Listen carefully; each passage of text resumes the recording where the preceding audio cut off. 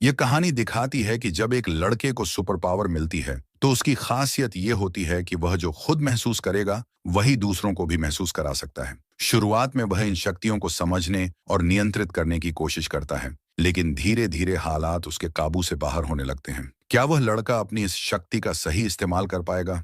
यह जानने के लिए इस वीडियो में बने रहिए। कहानी की शुरुआत होती है और हमें एक बूढ़ा आदमी नजर आता है जो एक कब्र के पास होता है। वह वहां किसी तरह का अनुष्ठान कर रहा होता है। इसी दौरान अचानक उसे एक जोरदार झटका लगता है जिससे वह दूर जाकर गिरता है। जब वह दोबारा उठता है तो उसे एहसास होता है कि उसका अनुष्ठान पूरा हो चुका है और उसे शक्तियां मिल चुकी हैं। अब सीन बदलता है और हम इस फिल्म के मुख्य किरदार कैली को देखते हैं। दरअसल कैली को एक अजीब बीमारी होती है जिसमें वह कागज खाने की आदत से ग्रस्त होता है। इस समय वह खरीदारी करने के लिए एक दुकान पर आया होता है। वहीं उसे उसके कुछ क्लासमेट मिल जाते हैं। वे कैली का मजाक उड़ाने लगते हैं। इसी दौरान वहां उसकी बचपन की दोस्त डोमिनी आ जाती है। वह उन लड़कों को रोकने की कोशिश करती है, लेकिन वे और ज्यादा गुस्सा हो जाते हैं और कैली को उठाकर कचरे के डिब्बे में फेंक देते हैं। तभी डोमिनी हिम्मत दिखाती है और उन लड़कों को वहां से भगा देती है। अब कैली के साथ जो भी हुआ उसके लिए डोमिनी काफी परेशान हो जाती है। वह उससे कहती है, मैं तुम्हें स्कूल तक लिफ्ट दे सकती हूँ,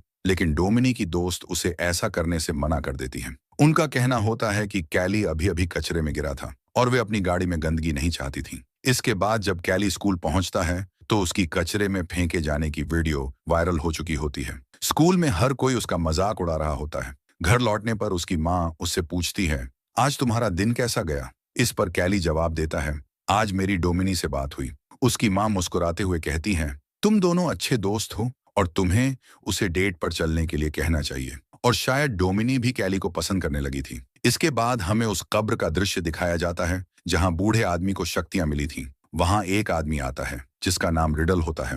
दरअसल ये सभी शक्तियां उसके पूर्वजों की थीं और उसका काम उन शक्तियों को आकर्षित करना था। दूसरी तरफ कैली को दिखाया जाता है जो अपनी कागज खाने की आदत की वजह से बीमार पड़ने लगा था। उसकी माँ इस आदत को लेकर चिंतित थी, इसलिए उन्होंने एक डॉक्टर को बुलाया था। डॉक्टर उनकी माँ से कहता है, शायद इसे कोई मानसिक समस्या है, क्योंकि तुम्हारे घर में कोई पुरुष नहीं है, इसलिए यह इस तरह की हरकतें कर रहा है। असल में वह डॉक्टर कैली की मां को पसंद करता था और इसी वजह से बार बार उन्हें प्रभावित करने की कोशिश करता था। दूसरी तरफ हमें एक बूढ़ा आदमी दिखाया जाता है जिसका नाम पफलुएगर होता है। वह लोगों को इकट्ठा करके बता रहा होता है, मेरे अंदर बहुत सारी शक्तियां हैं और मैं तुम सभी को अच्छा महसूस करा सकता हूँ। इसी दौरान वहां एक बुजुर्ग औरत आती है जो ठीक से चल नहीं पा रही होती। उसके पैर में बहुत दर्द होता है। वह पफलुएगर के पास जाती है और वह बूढ़ा आदमी उसके सारे दर्द को अपने अंदर खींच लेता है। यह देखकर सभी लोग उसकी तारीफ करने लगते हैं। वहीं कैली की माँ भी यह सब देख रही होती है। उसे लगता है कि शायद पफलुएगर कैली की मदद कर सकता है,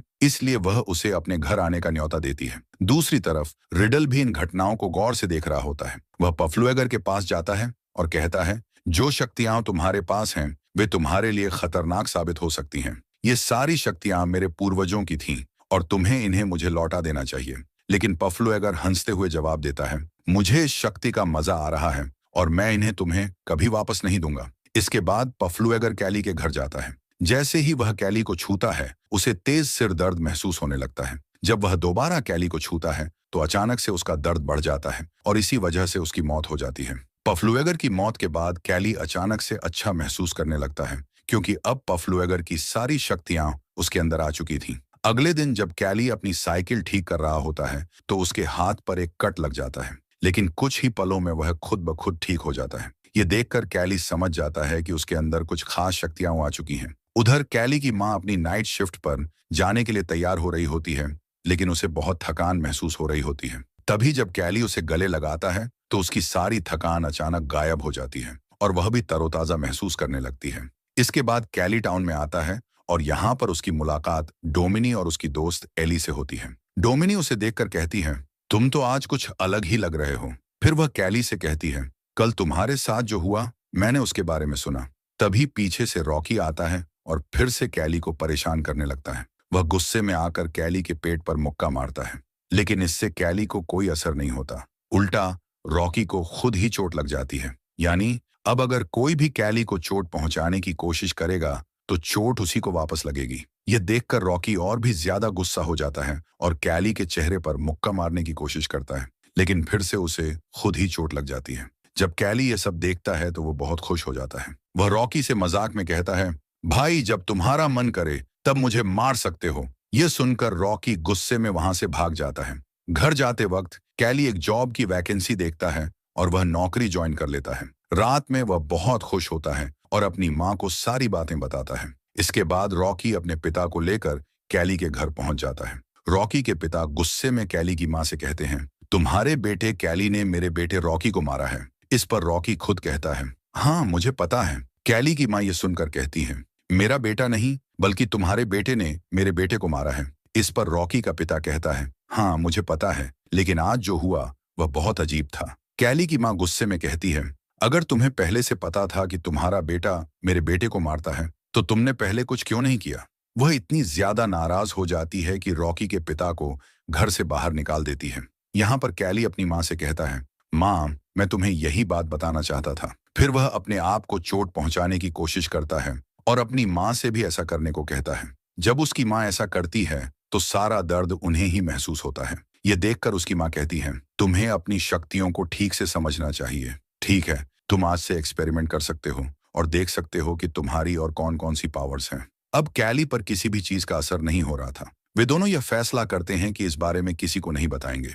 अगले दिन कैली स्कूल में डोमिनी का एक रबर बैंड टेबल पर पड़ा देखता है। वह सोच में पड़ जाता है क्योंकि कल रात उसने सपने में भी यही चीज देखी थी। जब वह डोमिनी की तरफ देखता है तो उसे महसूस होता है कि वह उसी के साथ है। सपने में डोमिनी के साथ उसकी दोस्त सारा भी थी। जब वह यह सब सोच रहा होता है तब डोमिनी और सारा भी क्लास में वही सोचने लगती हैं। वे दोनों समझ नहीं पाती हैं कि यह क्या हो रहा है, लेकिन कैली क्लास से बाहर चला जाता है। अब रात को सभी स्टूडेंट्स एक पार्टी कर रहे होते हैं। वहां पर डोमिनी का एक्स बॉयफ्रेंड उसे पीछे से पकड़ लेता है। ये देखकर कैली गुस्से में उसे छोड़ने के लिए कहता है। इस पर नेल्सन हंसते हुए कहता है, तुम मेरा क्या बिगाड़ लोगे। नेल्सन गुस्से में कहता है, तुम्हारे साथ जो भी चल रहा है मैं इसका पता लगा लूंगा।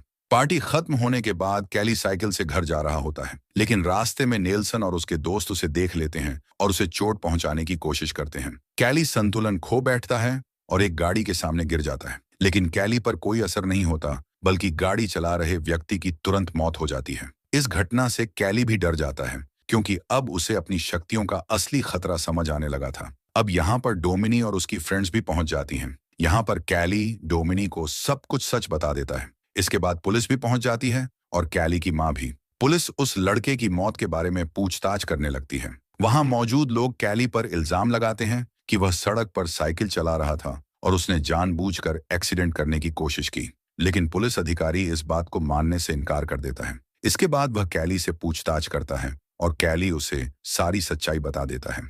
हालांकि पुलिस को उसकी बात पर यकीन नहीं होता क्योंकि यह सिर्फ एक हादसा था, इसलिए इस केस को बंद कर दिया जाता है। दूसरी तरफ हमें रिडल को दिखाया जाता है जो पफ्लू एगर की कब्र के पास पहुंचता है। वहां जो पौधे उगे हुए थे उन पर रिडल जादू कर देता है। स्कूल में नेल्सन और उसके दोस्त कैली पर नजर रख रहे होते हैं क्योंकि वे अपने दोस्त की मौत का बदला लेना चाहते थे। इस बीच कैली और डोमिनी एक साथ बैठे होते हैं। डोमिनी कहती है कि एक नई मूवी आई है और वह उम्मीद करती है कि शायद कैली उसे डेट के लिए पूछेगा। कैली पहले तो बात समझ नहीं पाता, लेकिन आखिर में वह उसे डेट के लिए पूछ ही लेता है और डोमिनी हाँ कह देती है। इसके बाद जहां कैली काम करता था वहां रिडल उससे मिलने आता है।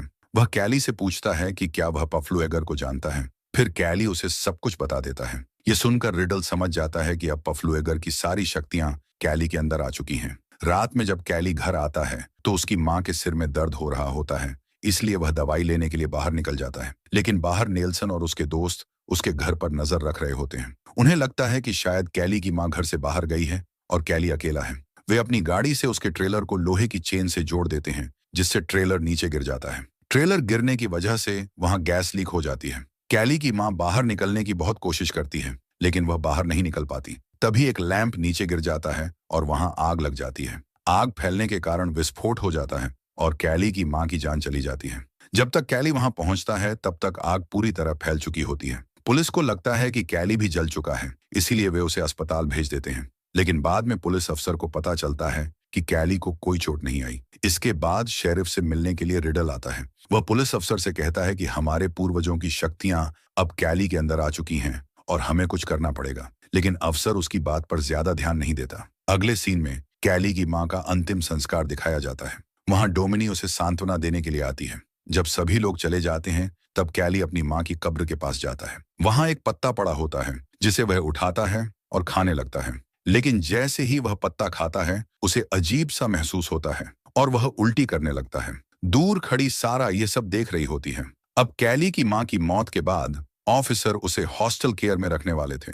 रास्ते में ऑफिसर कैली से कहता है, तुम्हारे ट्रेलर का बैलेंस खराब हो गया था, क्या उसमें कोई परेशानी थी? और तभी कैली रोड पर नेल्सन और उसके दोस्तों को देखता है।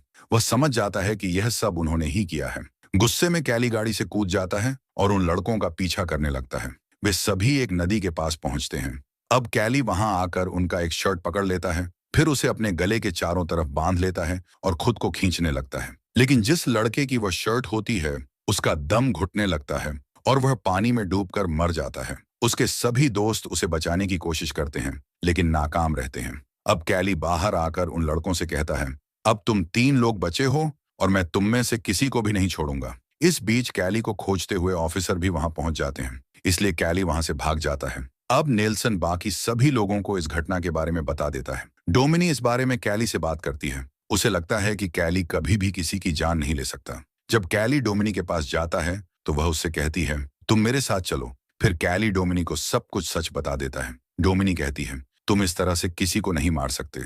अगर तुम्हारी माँ जिंदा होती तो वह ऐसा कभी नहीं चाहती। कोई ना कोई तरीका जरूर होगा जिससे वे खुद तुम्हारी बात मान लेंगे। इस बात पर कैली मान जाता है। अब अगले दिन क्लास चल रही होती है, तब वहां कैली पहुंच जाता है। वह नेल्सन के सभी दोस्तों का मजाक उड़ाने लगता है। अब उनका एक दोस्त कैली पर हमला करने वाला होता है, लेकिन नेल्सन उसे रोक लेता है। इसलिए अब कैली उन्हें और ज्यादा उकसाने लगता है। जब ये लोग केमिस्ट्री लैब में होते हैं तब नेल्सन का एक दोस्त कैली पर एसिड फेंक देता है, लेकिन गलती से एसिड उसके अपने दोस्त के चेहरे पर गिर जाता है, जिससे उसका चेहरा जल जाता है और तुरंत उसकी जान चली जाती है। अब यहाँ पर डोमिनी कैली पर बहुत ज्यादा गुस्सा हो जाती है, इसलिए कैली वहां से चला जाता है। रात में सारा नेल्सन से मिलने आती है। वह उससे कहती है कि उसे भी अपने दोस्त की मौत का बदला लेना है। अब क्योंकि उसे कैली की कमजोरी के बारे में पता था, वह यह बात नेल्सन को बता देती है। दोनों जंगल में जाकर उन जादुई पत्तों को इकट्ठा करते हैं और लिक्विड बनाकर गैस के कैन में भर देते हैं। अगले दिन जब सभी लोग प्रैक्टिस कर रहे होते हैं तब वहां एक पुलिस अधिकारी उन्हें चेतावनी देने आता है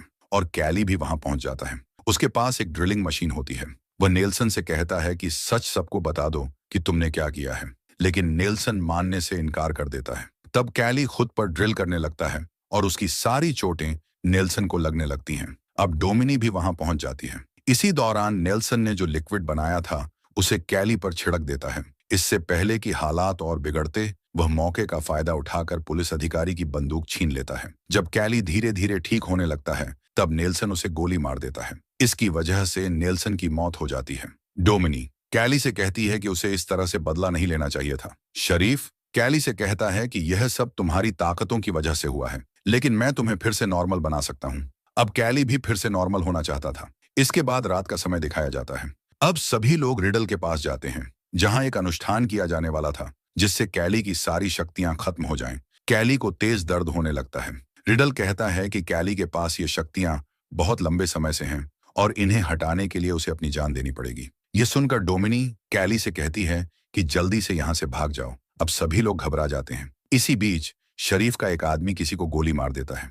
डोमिनी भी गोली लगने से घायल हो जाती है और मरने से पहले कैली से कहती है कि अपनी शक्तियां किसी को मत देना। कैली को बहुत गुस्सा आ जाता है। यह देखकर शरीफ कैली के सिर पर गोली मारकर उसे खत्म कर देता है। इसके बाद शरीफ रिडल से पूछता है कि क्या उसे शक्तियां मिल गईं? लेकिन रिडल कहता है कि नहीं। इसके बाद दिखाया जाता है कि जब लोग डोमिनी के शव को ले जा रहे होते हैं तब डोमिनिक अचानक उठ जाती है। अब कैली की सारी शक्तियां उसके अंदर आ चुकी थीं और वह अब सबसे बदला लेने वाली थी। यही सीन आखिरी होता है और इसी के साथ फिल्म खत्म हो जाती है।